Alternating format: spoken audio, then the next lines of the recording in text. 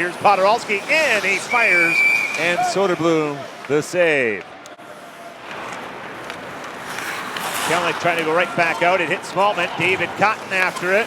Cotton out in front, off the post. Drags it free.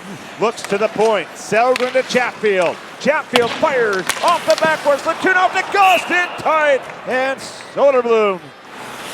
Lachlan charges his way in. Looking to go coast to coast. Kicked away by LaFontaine.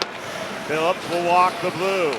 Now floats it out in front. The redirect off of Garrett Mitchell went wide. Boy, there's a bad play by Nason. Got to hold on to that thing. And a shot off the post.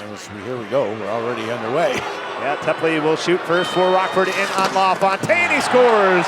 A nice move. Nason, the shooter for Chicago, 0 for 1 on the season. He'll bring it in. Fake shoots. He scores. A shot. Reichel will be the shooter for Rockford in the second round. Works in, shoots, he scores.